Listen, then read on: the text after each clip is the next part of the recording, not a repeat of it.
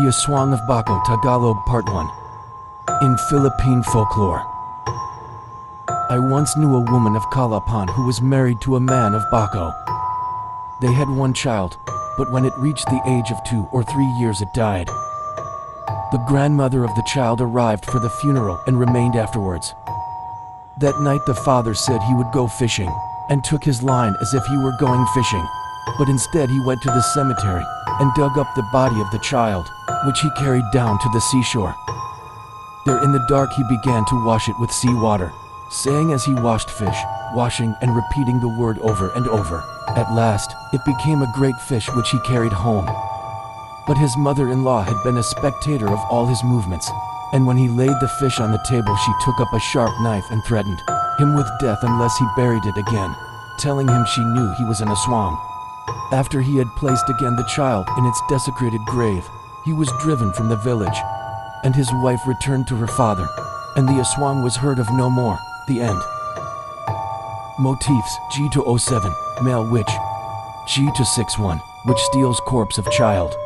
G to 63, which transforms corpse of child to fish. G to 175.15, 1, which overcome when threatened with weapon. The Aswang of Baco, Tagalog Part 2 in Philippine folklore. A long time ago, a young man lived in a barrio of the town of Baco. This young man named Luis had a friend, also a young man like him.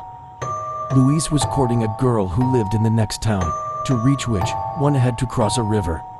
One day Luis was invited by the girl to a dance. Since he had long wished for such an invitation, he accepted it and brought his friend along with him. He thought it would be a good idea to have a companion in going home after the dance. The dance was successfully held to the satisfaction of the two young men. It was midnight when they started for home.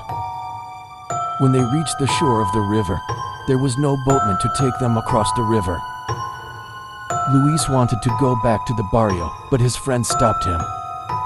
"I'll carry you," he said. Luis thought the friend would carry him to the boat.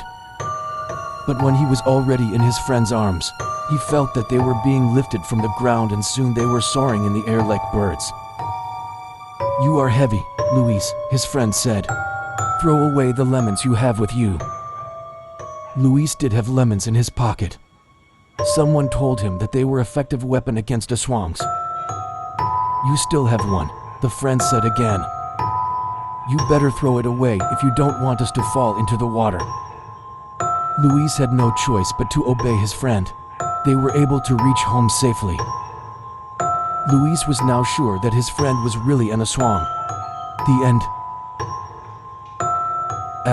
*Delia del Rosario, Isang Pag-aral and GM Kwentong Bayan Essay, Oriental Mindoro, pp.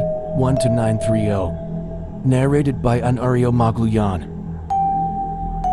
So that's all our vlog for now, guys. About the Aswang of Baco Part 1 and 2. Hope you were entertained by these stories. Thanks for watching. Like, share, and subscribe. And see you on our next vlog.